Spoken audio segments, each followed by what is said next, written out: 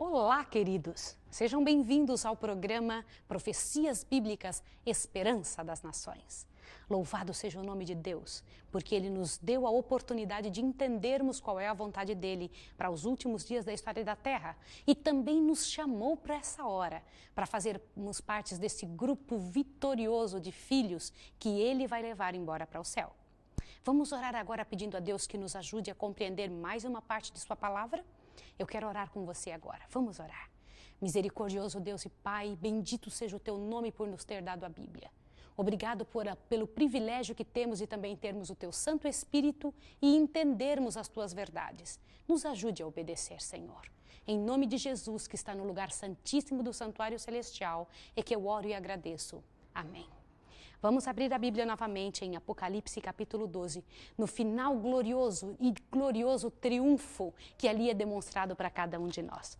Eu estou abrindo a minha Bíblia e gostaria que você abrisse a sua Bíblia também, para que pudéssemos entender o que Deus quer de nós nesses últimos tempos. Dá uma olhadinha, por favor, em Apocalipse 12, verso 1 e verso 3. Olhe bem. Naquele tempo se levantará Miguel, o grande príncipe, que protege os filhos do teu povo, e haverá um tempo de angústia, qual nunca houve desde que houve nação até aquele tempo. Mas nesse tempo livrar-se-á teu povo todo o que achasse escrito no livro da vida. Agora olhe o verso 3. Os que forem sábios resplandecerão como o fulgor do firmamento, e os que muito ensinam a justiça refulgirão como estrelas sempre e eternamente. Aqui é mostrado dois grupos de pessoas, pela graça de Deus. Um grupo de pessoas vitoriosos pela graça do Senhor Jesus Cristo, aqueles que serão salvos por Jesus e protegidos por Jesus Cristo, aqueles que vão resplandecer como estrelas para sempre e eternamente, e também um grupo descrito no verso 2. Muitos dos que dormem no pó da terra ressurgirão, uns para a vida eterna e outros para a vergonha e o desprezo eterno. Vamos entender mais claramente o que diz isso, o que é que quer dizer isso, pelas palavras de Jesus Cristo, em Mateus capítulo 24. Você sabia que o último sermão que Jesus Cristo pregou nessa terra, ele pregou segundo o que é descrito nos livros da Bíblia, somente em particular para os seus discípulos? Abra sua Bíblia, Mateus capítulo 24, e vamos entender a vontade de Jesus. O que é que ele queria nos dizer sobre esse tempo descrito para Daniel, os últimos dias da história da terra? Vamos ver. Saindo do templo, Jesus ia se retirando quando se aproximaram dele os discípulos e lhe mostraram a estrutura do templo. Esse templo que está sendo mostrado aqui é o mesmo que Tito, imperador romano, havia destruído no ano 70, tá bem? Então, mais tarde, um pouquinho, esse templo foi destruído. O que diz aqui? Ele, porém, lhes perguntou, não vedes tudo isto? Em verdade vos digo que não ficará aqui pedra sobre pedra que não seja derrubada. Jesus estava predizendo a destruição do templo que aconteceria alguns anos mais tarde. Continua.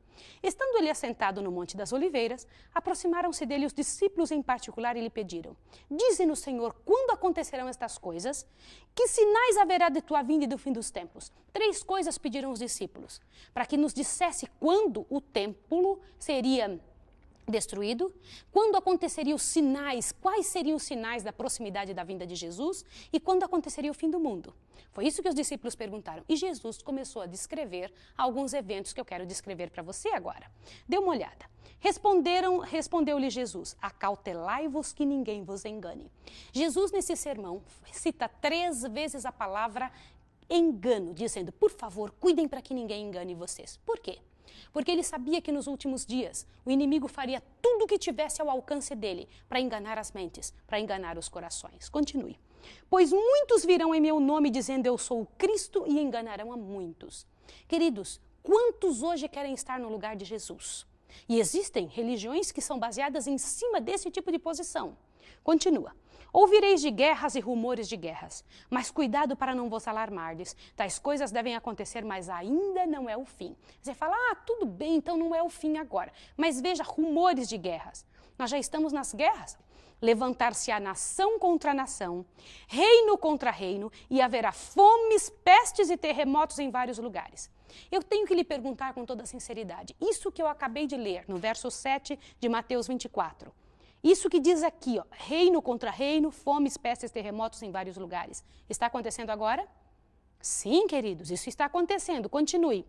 Todas essas coisas, porém, são os princípios das dores. princípios de dores. Olha, Jesus disse que esse é o início de começar a sentir dor. Deixa eu lhe comentar um detalhe. Quando uma mulher está para dar à luz, ela começa a sentir dores bem espaçadas. Algumas dores, o filho está próximo, mas ela começa a sentir algumas dores agora, vai sentir as próximas dores dentro de algumas horas. Depois esse tempo vai diminuindo, até que chega de 5 em 5 minutos. Quando está nesse tempo de 5 em 5 minutos, ela sabe, meu bebê está nascendo. E eu gostaria que você acompanhasse nesse tipo de visão as dores de parto, porque Jesus disse, todas essas coisas, porém, são o princípio das dores. Continua. Então vos hão de entregar para serdes atormentados. O que é alguém atormentado? É diferente do que alguém incomodado. Jesus disse que seríamos atormentados. E vos matarão, e sereis odiados de todas as nações por causa do meu nome. O que é isso? Isso aconteceu com os discípulos, mas vai acontecer outra vez e eu vou lhe dizer como. Continua lendo. 10. Neste tempo muitos se escandalizarão, trair-se-ão mutualmente e se odiarão uns aos outros. Deixa eu comentar um detalhe. Aqui fala em traição e ódio de uns para com os outros. Você sabia que a traição é uma arma que só existe na mão do amigo? Você não consegue se sentir traído por uma pessoa que você não conhece. Então, quando Jesus está falando de traição mútua, trair-se mutuamente é para gente que está num círculo como de família. Isso vai acontecer dentro das igrejas, querido. Dentro daquelas pessoas que ainda não se conhecem, que não se amam. Continua. Agora dê uma olhadinha no verso 11. Surgirão muitos falsos profetas e enganarão a muitos. E por se multiplicar a iniquidade, o amor de quase todos esfriará. Queridos, este amor de quase todos esfriando é um sinal do tempo do fim. Você percebe isto no mundo? Eu percebo isso claramente. Isso está acontecendo no mundo de hoje. Infelizmente, as pessoas já não se amam mais. As pessoas não têm mais valor. Antigamente, quando eu era criança, eu me lembro de um detalhe que eu gostaria de comentar com você. Quando se entrava num ônibus público, as pessoas costumavam dar lugar umas para as outras.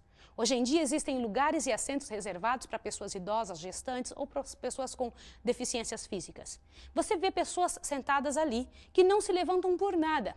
Hoje em dia você vê a quantidade de palavrões que se fala sem uma menor preocupação. A linguagem das pessoas, ela desceu nível demais. Como as pessoas não têm consideração umas para com as outras? A quantidade de roubo, de estupros, de quantidade de sofrimento que existe nesse mundo é porque se perdeu a consideração pelas pessoas e por si mesmo.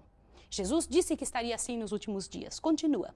Veja o que está escrito no verso 13. Mas aquele que perseverar até o fim será salvo. É este o convite de Deus para você. Agora veja o verso 14. E este evangelho do reino. Qual é o evangelho do reino? No último estudo que nós fizemos, nós estudamos Apocalipse 14, do verso 6 em diante. O verdadeiro evangelho não é só aquele que prega que Jesus está voltando. O verdadeiro evangelho não é só aquele que prega que Jesus Cristo morreu na cruz do Calvário.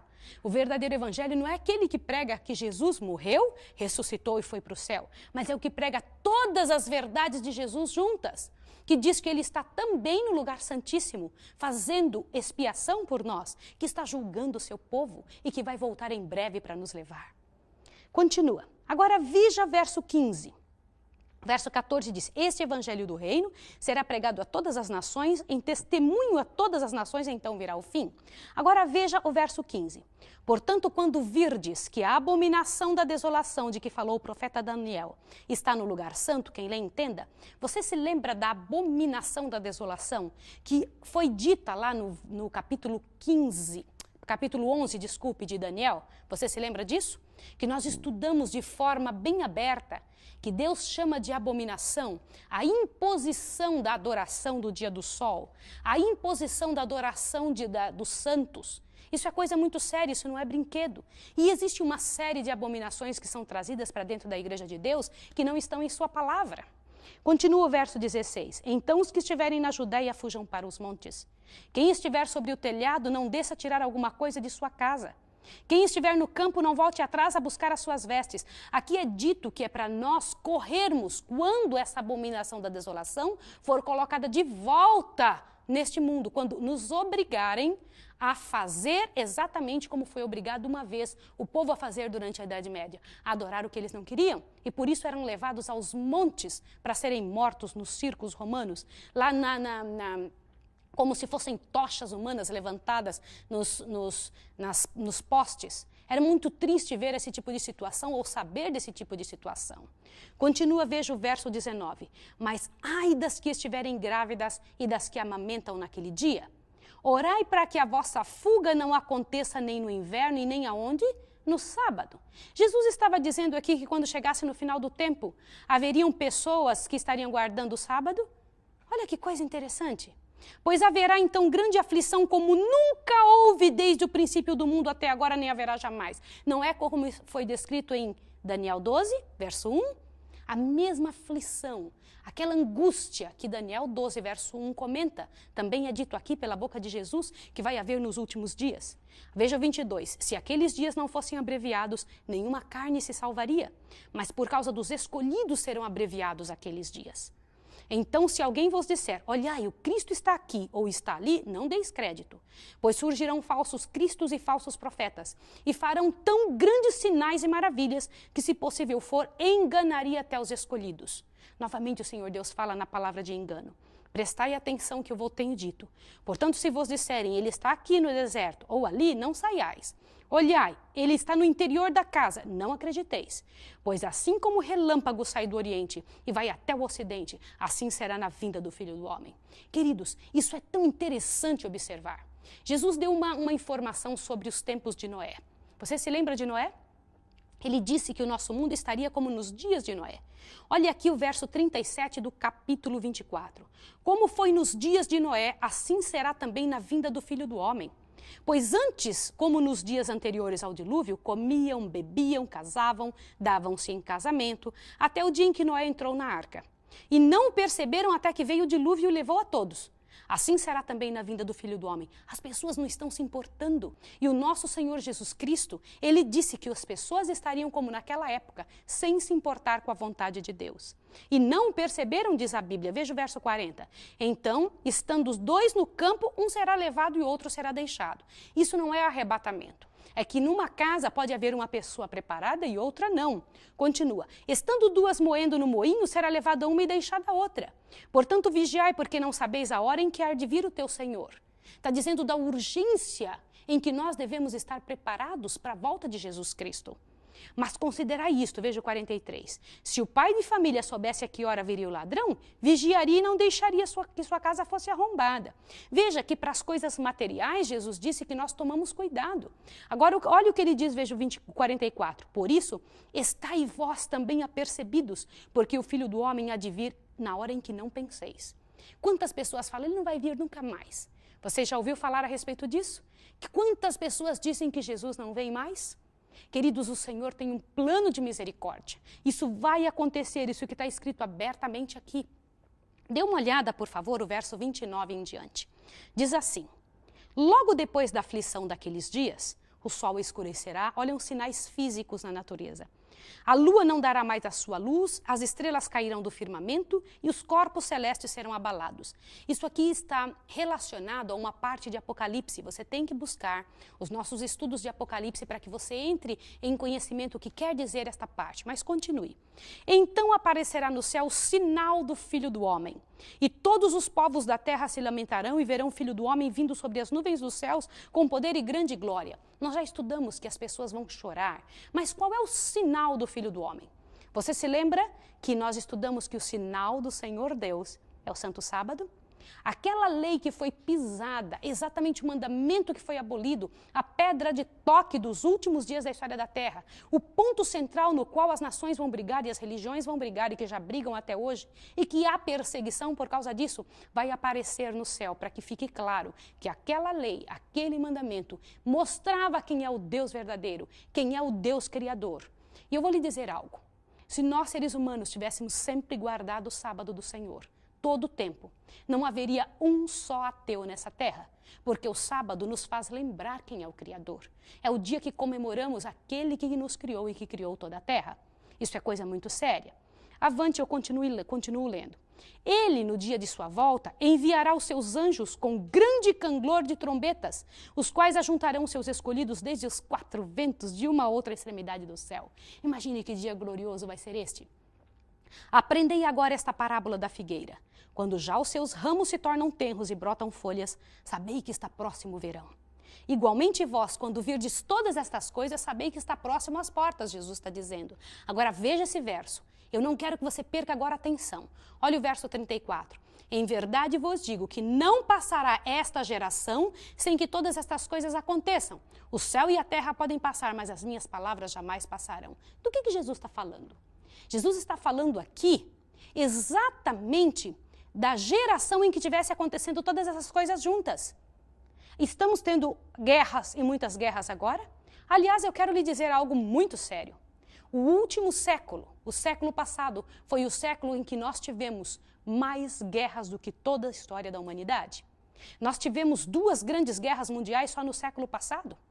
E mais interessante ainda, hoje em dia nós temos resquícios muito sérios de todas estas guerras e estão vários países em guerras agora. E toda essa situação da natureza, o esfriamento do amor humano, esses sinais no mundo político, social, religioso, são sinais do fim. E Jesus disse que quando todos esses sinais estivessem juntos na mesma geração, não iria passar esta geração sem que isso acontecesse. Você está na geração em que isso está acontecendo, meu querido. Você faz parte desse tempo na história de Deus. Você faz parte do último momento da história da Terra. E nosso Deus tem exatamente esta história para lhe passar. A história da verdade de que você foi chamado para ser um povo santo, para fazer parte deste povo santo, o povo de Deus. E Deus tem mais para a sua história, querido e querida. Deus tem mais para passar para você e para mim. Continua lendo o verso 45 do capítulo 24. Quem é, pois, o servo fiel e prudente, a quem o Senhor constituiu sobre sua casa para dar o sustento a seu tempo? Bem-aventurado aquele servo a quem o Senhor, quando vier, achar o servindo assim, com fidelidade. Olha o que Jesus disse, que ele encontre esse servo fiel servindo com fidelidade, que ele não deixe para se preparar no último tempo. Eu vou lhe dizer uma coisa, aquele que diz que vai fazer a vontade de Deus só quando as coisas estiverem bem difíceis, é porque não ama Deus. Essa pessoa não está pronta para ir morar no céu. Porque quem está pronto para morar com o Senhor quer viver com Ele já agora, não só quando as coisas apertarem. Quer servi-lo agora, quer servir ao Senhor Deus de forma completa e profunda agora. E essa é a vontade de Deus para você. Por quê? Porque Ele não quer que você fique adiando ser feliz. Deixar de servir ao Senhor esperando as coisas piorarem não é muito inteligente. Por quê? Por que isso? Se o Senhor Deus tem para dar a você agora água pura e não cisternas rotas, Deus tem mais para a sua história, querido. O nosso Jesus sofreu, angustiou-se para poder levar você para uma vida muito melhor. Nós estamos recebendo de Deus o que Ele, olhe bem que coisa interessante, merecia, que é uma vida cheia de alegria, uma vida cheia de esperança e de futuro. E Ele recebeu o que nós merecíamos, uma coroa de espinhos e a morte. Eu vou continuar lendo com você. Veja o verso 47. Em verdade vos digo que lhe confiará todos os seus bens. Este Senhor que encontrar o servo fiel quando ele voltar, vai lhe dar todos os seus bens. O verso 48. Porém, se aquele servo for mau e disser consigo, o meu senhor tarde virá, e começar a espancar os seus conservos e a comer e a beber com os ébrios, virá o seu senhor, o senhor daquele servo, num dia em que não espera, e a hora em que ele não sabe. E castigá-lo-á e lhe dará a sorte dos hipócritas. Ali haverá choro e ranger de dentes. São sinais, queridos, sinais que Deus deixou para que nós pudéssemos entender aonde é que estamos na linha do tempo. E quanto tempo falta para que nós possamos ver que Jesus Cristo está voltando. Veja bem o que diz novamente aqui em Mateus 24, o verso 32. Aprendei agora esta parábola da figueira. Quando já os seus ramos se tornam tenros e brotam folhas, sabei que está próximo o verão, diz Jesus. Igualmente vós, quando virdes todas estas coisas, sabei que está próximo às portas. Bendito seja o nome do Senhor. Saber que Jesus Cristo está voltando é sinal de grande felicidade, porque a nossa redenção está próxima. Nossa redenção se aproxima. A vida desse planeta, deste local, vai se tornar muito melhor. Deus fez planos para que todas as coisas acontecessem de forma correta. Aqui em Mateus 24 estão sinais físicos, religiosos e morais. Mas a situação de sua igreja está estampada em Mateus 25. Porque Mateus 25 começa assim: então o reino do céu será semelhante. É uma continuação. E eu gostaria muito que você nos procurasse para saber o que é que Deus quis dizer com mais este sinal de sua volta, de como estaria a sua igreja virgem, a sua igreja que não permitiu que entrasse nada de outro esposo dentro dela. Como é que estaria a sua igreja antes de Jesus Cristo voltar? Mas louvado seja Deus, porque haverá um povo, uma quantidade de gente que estará com a cabeça erguida, dizendo: este é o nosso Deus a quem aguardávamos. Na sua salvação nos alegremos, na sua salvação exultemos. Querido, você quer fazer parte disso? Você quer que sua família esteja preparada quando Jesus Cristo voltar? Quer que as pessoas que fazem parte da sua casa, do seu sangue, os seus amigos, os seus vizinhos, estejam entre aqueles que vão ser os vitoriosos? Queridos, eu quero dizer algo para vocês. Só haverão dois grupos de pessoas: os que se tornarão completamente santos e os que se tornarão endemoniados. Porque o Espírito de Deus vai ser retirado da terra, queridos, completamente.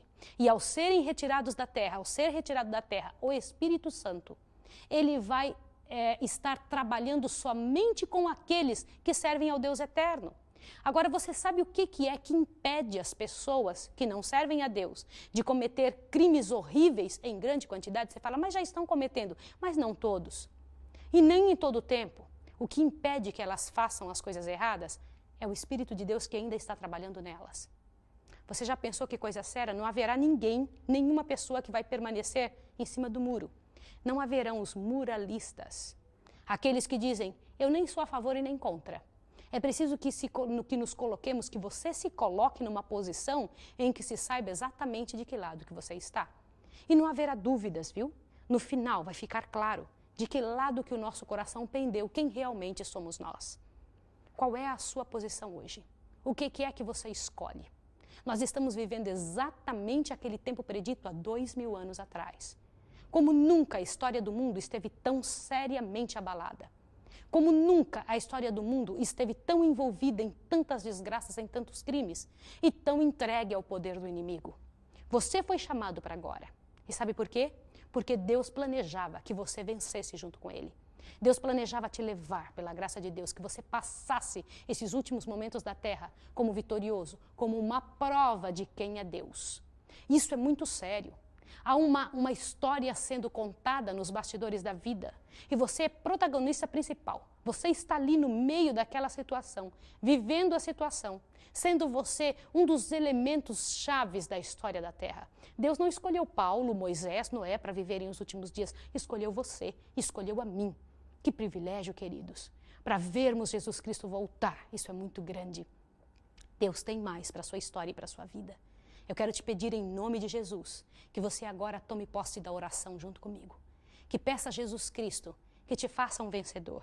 Que te dê forças para que Deus possa habitar na sua casa e na sua vida de forma tão real, de forma tão profunda, de forma tão correta e grandiosa. Que sobre para toda a história da eternidade contar como foi que Deus salvou a tua história e a sua vida. Eu quero orar com sua família. Quero orar com você agora. Quero pedir a Deus que te abençoe, que encha você de esperança, que fortaleça você na paz e na bênção do Senhor Jesus Cristo. Que te faça um vitorioso e vencedor, não somente quando Jesus voltar. Veja que a vitória prometida aos filhos de Deus não será somente para o céu. As pessoas pensam que a promessa bíblica está relacionada somente ao céu. Eu vou lhe dizer algo. Quando nós nos entregamos a Deus, quando é Deus que nos dirige, dentro do nosso coração nós temos paz. Embora por fora possa estar muito difícil, possa estar chovendo pedra, possa estar passando dificuldade, nós temos confiança que nossa pátria, nosso mundo não é aqui. Nós temos a confiança clara que quem nos dirige, quem nos dá esperança, quem está com o nosso futuro em suas mãos é o Senhor Jesus Cristo. E é isso que eu queria que você acreditasse e entendesse. É isso que Deus quer para você. Você é meu irmão, você é gente amada. E eu quero que em nome de Jesus você faça parte do mesmo grupo, do mesmo povo. E só assim o Senhor Deus terá um rebanho e um só pastor. Vamos orar juntos agora? Eu quero orar com você agora. Quero pedir a Deus que te abençoe, que te fortaleça, que te dê forças, que te dê determinação, que faça de você aquele que Jesus Cristo disse neste sermão, onde ele fala que aquele que perseverar até o fim seria salvo. Isso está escrito em Mateus 24, verso 13. Mas aquele que perseverar até o fim será salvo. Vamos pedir a Deus que estejamos entre estes? Eu vou orar com você agora. Vou pedir a Deus que te abençoe e que te fortaleça. Vamos orar? Misericordioso Deus e Pai Santíssimo Senhor, em nome de Jesus, queremos fazer parte deste grupo que vai perseverar até o fim. Queremos servir ao Senhor nesta terra. Queremos cuidar para que a nossa linguagem, nossa maneira de ser, nossa maneira de falar, viver, comer ou vestir possa honrar o Teu nome. Em nome de Jesus, abraça todas as pessoas sinceras que querem Te buscar, estejam elas na religião em que estiver.